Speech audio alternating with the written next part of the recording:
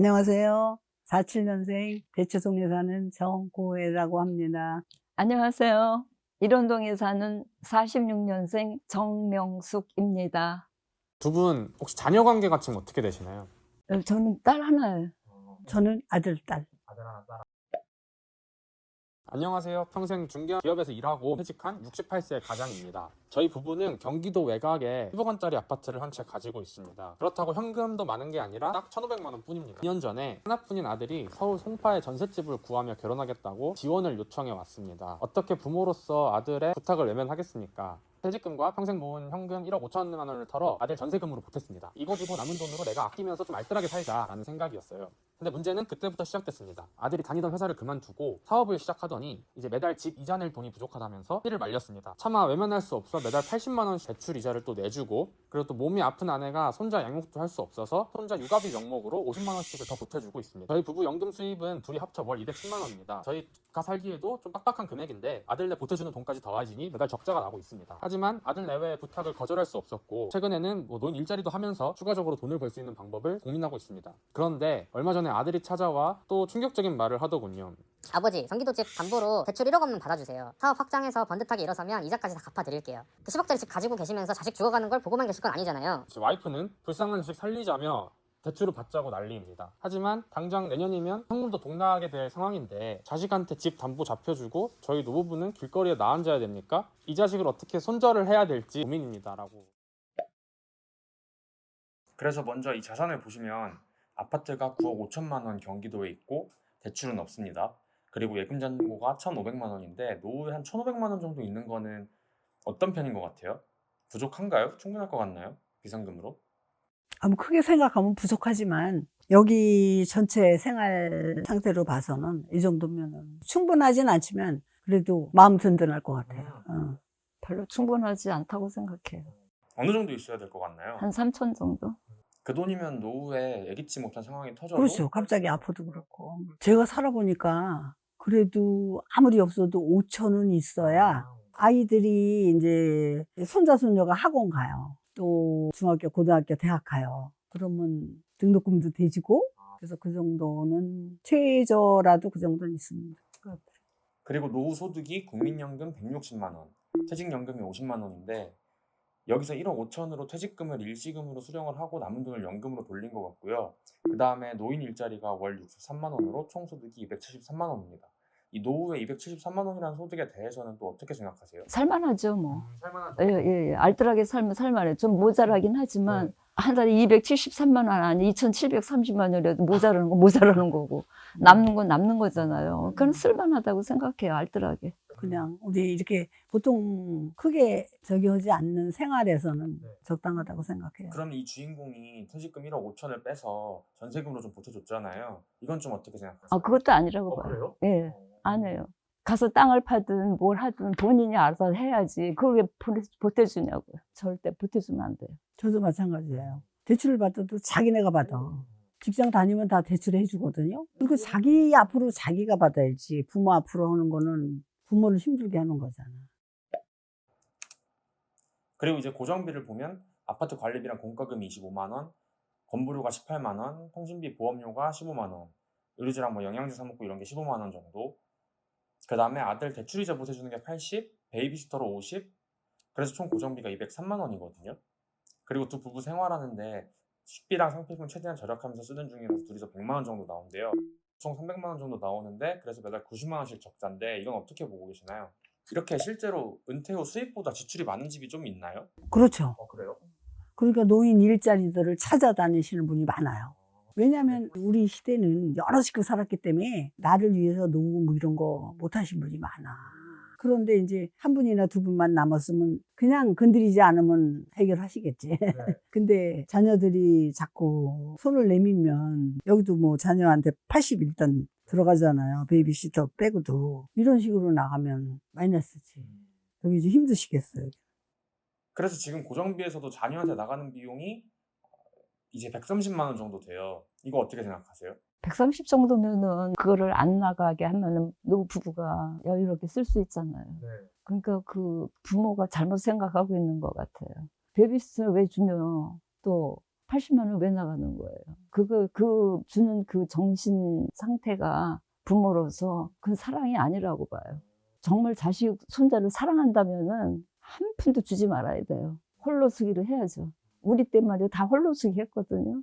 그거 자식을 더 무능하게 만드는 거기 때문에 그건 사랑이 아니라고 봐요. 그렇다가 그 할머니, 할아버지가 아파서 병원에 있던가 큰 병이 들었던가 그럼 그 돈 못 줄 거 아니에요. 그렇죠. 그러면 할아버지도 못 살고 자식도 못 살고 둘 집 다 못 사는 거잖아요. 그럴 바엔 한 집이라도 꿋꿋하게 서 있어야지 되잖아요. 그러니까 저는 그건 아니라고 봐요. 그럼 그냥 아예 지원을 영원으로? 영혼으로 가요. 너네도 홀로서기 해라. 그만큼 키워줬으니까 아주 강하게, 아주 세차게, 강하게 키워야죠. 그럼 이 130만 원에 대해서도 어느 정도 수준이 좀 적당하다고 생각하시나요? 이거 베이비시터는 뭐 얼마나 할머니, 할아버지가 몸이 불편하신지 몰라도 이거 케어할 수 있으면 케어해주면 50만 원 안 나가. 68세라고 하셨잖아요. 그러면 충분히 할 수 있죠. 근데 상황이 좀 여의치가 않대요. 몸이 안 좋다고. 그러면 더 해주면 안 되죠. 본인한테 써야지. 건강에도 주지 말라고 할 정도인데 몸이 아픈 사람이 준다는 거 그거는 자기 살 깎아먹는 거기 때문에 안 돼요. 아예 영원으로 놔줘야지. 그리고 아들 대출이자를 좀 보태주고 있거든요. 그럼 그것도 바보 같은 이거는 얘기죠. 끊어야 될 것 같아. 그거는 정말 아들을 너무 무능하게 만드는 거지. 그건 사랑이 아니에요. 아니 생활비는 부모님한테 보태주지 못하면서 이걸 한다는 거는 자기네가 책임을 져야지. 자기네가 대출받고 자기네가 갚어. 이거를 하는 거는 좀 아닌 것 같아. 그럼 결혼할 때 1억 5천 정도 지원해 주는 건요? 능력이 되면 요즘 집값 비싸고 힘들잖아. 그러니까 그때는 한번 좀 능력이 되면 도와주는 거는. 전 결혼할 때도 안 도와주지 말라고. 되게 강경하시네요. 그래서 전 강경해요. 그게 사랑이에요. 우리 시아버님도 굉장히 돈이 많으신데도 굉장히 당차게 이북분이시기 때문에 흑백을 가리시면서 아닌 건 아니에요. 근데 이제 저희 남편도 돈이 너무 흡족하게 쓰다가 자기가 뭘 한다고 레스토랑을 한번 했었어요. 홀랑 다 까먹었거든요. 저희 아버님 하시는 말씀이 그럴 줄 알았다. 그 대신에 네가 세상이 어떻다는 거 공부한 거 그걸로 만족한다. 그리고 나중에는 우리 남편이 장난기 같은 거 어리석은 그거 한 거를 다 후회하고 세상을 알고 나니까 그때 이제 도와주시더라고요. 그러니까 놔둬야 돼요. 깨달아야 돼 본인. 철들게. 예. 혹시 그럼 지출 내역 중에 좀 더 줄일 곳이 있을까요? 통신비 같은 것도 줄일 수 있죠. 전화 2번 할 거 한 번만 해도 되고. 그리고 저기 버스 탈 거 걸어가고. 걸어가 일거양득이잖아요. 걸어서 다리 힘비를 지고 돈 저축되고. 저도 통신비는 좀 맞는 것 같아요. 요즘 알뜰폰을 쓰면 돼요. 그렇죠. 예. 네, 저 16,800원밖에 안 나가요. 그리고 가능하면 다 문자로 하고 전화해서 붙잡고 오래 있는 건 저 자신도 싫어요. 딱 연구만 해서 급하면 그것만 하고 요즘 카톡 있잖아. 카카오에서 뭐 공유 다 하고. 뭐라 이걸 많이 이렇게 써요. 그리고 저기 복지관한테 가면은 점심도 2,000원이면 먹잖아요. 그 밥해 먹으시면 두 부부가 가서 4,000원이면 시커 먹잖아요. 그것도 영양사가 칼로리 계산해서 해주기 때문에 신경 안 쓰고 가서 영양 보충할 수 있어요. 그러니까 어쨌든 신경을 많이 쓰고 이렇게 찾아보면 이런 것도 좀 줄일 수 있고 통신비는 알뜰폰 뭐 많이 방송도 나오고 하잖아요. 그런 거 좀 쓰면 되지. 그런 거 좀 줄이면 되고. 그리고 2인 부부가 식비랑 생필품 사는데 달에 100만 원 정도가 든대요. 이건 어떻게 생각하세요? 요즘 다이소 가면 좋아요. 소단지니 이렇게 쉽게 얘기하면 그런 건 있을 테고 자잘한 거 뭐 소품 사는 거는 다이소 가면. 주변에 1억 큰 돈을 좀 지원하는 집이 많나요? 네.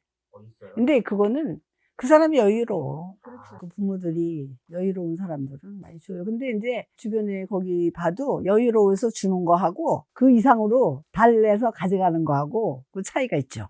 무슨 사업을 벌린다든가 뭐 크게 하고 그러는 경우가 많아서 부모님들이 타격을 받으시더라고. 사연자가 대출을 더 받아줘야 된다 생각하세요?